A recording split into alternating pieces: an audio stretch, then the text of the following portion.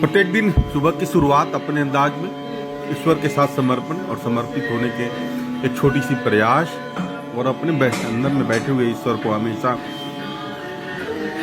समझने के लिए और जीवन को एक सही दिशा से चलाने की एक छोटी सी पहल है। मैं किसी भी तरह से अपने नियमों में कभी भी कहीं भी रहकर समझौता नहीं करता हूँ, न नियमों में, न सिद्धांतों में, न विचारों में। जिनको मैं बार बार बोलता हूँ, जिनको बोलने में परेशानी हो रही है, उसके लिए बहुत ही अच्छा एक्सरसाइज है। उसके कम से कम 1 मिनट इस तरह मुंह खोल के रखने की ज़रूरत है। आवाज़ बहुत क्लियर हो जाती है और यह मैं व्यक्तिगत अनुभव करके मैं देख रहा हूँ इसका लाभ क्या होता है। केवल किसी के भी कार्यशैली पर टीका टिप्पणी नहीं करें, एक बार विचार करें और वह विचारों के साथ अपने जीवन को सही दिशा से चलाने की छोटी सी प्रयास करें। क्योंकि हम लोग क्या करते हैं, केवल दूसरे को सुझाव देते हैं, नहीं दे सुझाव। यह भी एक्सरसाइज बहुत अच्छा है। इसको थोड़ा सा मुंह को खोलना है, बहुत आसानी से, हल्के से, क्योंकि बहुत दर्द करता है। यह प्रैक्टिस बहुत अच्छी होती है अपने जीवन के लिए, अपने बोलने के लिए। आप अपने भी कभी खाली टाइम में बैठ के रहे तो मुंह को खोल के देखें कितना मुंह खुलता है। आप इससे आपको समझ में आएगा कि आपको आने वाले समय में वोकल प्रॉब्लम नहीं होती है। और जिसके साथ भी आप रहें उसके साथ स्नेहात्मक, भावनात्मक करें। और ये भी आपको बोलने के लिए बहुत अच्छी एक्सरसाइज है। ये खासकर उनके लिए ये क्यों होता है इस तरह का, कभी आप विचार करेंगे। नस कमज़ोर हो जाता है।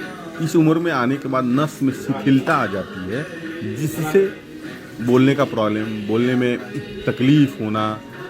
और जब आप बोल नहीं पाते हैं, अपनी बातों को भावनात्मक रूप से प्रकट नहीं कर पाते हैं, तो आपके अंदर में एक अलग सी खींच आती है और आप कुंठित होते चले जाते हैं। और उस कुंठा में आपकी तबीयत और ज़्यादा खराब होने लगती है। इसलिए जो उनको बोलने का प्रॉब्लम हो रहा है, उनसे खूब बात करें। उनको किसी कोने में नहीं बैठा के छोड़ दें, उसको किसी के आदमी के साथ नहीं लगा दें। उसको आपको उनके साथ इन्वॉल्व होना पड़ेगा।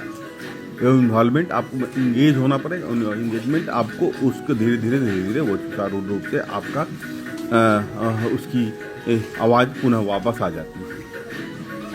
आप कभी अपने गौर से नहीं देखे हैं, आप अपने किसी के साथ आप बैठेंगे, अगर वो नहीं बोल पाएगा और आप बोलेंगे तो वो आपके साथ बैठना नहीं चाहेगा। वो उसको एक अंदर से इन्फीरिटी कॉम्प्लेक्स हो जाती है। वो अलग रहना चाहता है, अकेले रहना चाहता है। वैसा व्यक्ति, जो व्यक्ति हमेशा बोलता हो, उसके लिए ज़्यादा परेशानी होती है। जो बाय बर्थ नहीं बोल पाता है, उसको ईश्वर की तरफ से जो वो अपनी दूसरी इंद्रियों को डेवलप कर लेता है। इसलिए हमेशा एक सकारात्मक माहौल और अपने अंदर में बैठे हुए ईश्वर को और अपने एक परिवार में एक सकारात्मक ऊर्जा डेवलप करने का एक छोटा सा प्रयास करना चाहिए। मैं बार बार बोलता हूँ, आर्थिक समृद्धि बहुत मायने नहीं रखती है जीवन में, लेकिन मानसिक समृद्धि और शारीरिक समृद्धि आपके जीवन को एक सही दिशा और सही दशा पर लेकर जाकर खड़ा कर देती है। ये होगा कब? जब आप नियमित अपने जीवन को चलाने का कोशिश करेंगे तब। और वो एक घर में एक उस स्फूर्ति और एक ऊर्जा डेवलप करने की ज़रूरत है। और यह ऐसा नहीं कि 2 दिन करना है, 3 दिन करना है, 4 दिन करना है। इसको रेगुलर और नियमित रूप से करना है। मैं व्यक्तिगत अपने जीवन को एक सही दिशा में ले जाने के लिए और ईश्वर के साथ समर्पित होकर करने का प्रयास करता हूँ। मेरे बच्चे भी, मेरे परिवार के हर सदस्य अपनी जिम्मेवारियों को और अपने को स्वस्थ रखने में पूरी से पूरी सहयोग करते हैं। अपने को स्वस्थ रखना, परिवार में हर व्यक्ति को स्वस्थ रहना घर के मुखिया के लिए बहुत अच्छी बात होती है। क्योंकि आप उसमें आर्थिक कमज़ोर भी होंगे तो आपकी जीवन शैली सही दिशा से निकलते चली जाएगी। इसलिए मैं अपने सारे परिवार के सदस्यों को बहुत बहुत धन्यवाद और आभार देता हूं कि सब जागरूक हैं परिवार में कैसे व्यवस्था और कैसे लोग खुश रह सकते हैं। मैं सबों का वंदन करता हूं, अभिनंदन करता हूं और कहता हूं एक बार ज़रूर विचार करें इन सारे बातों पे।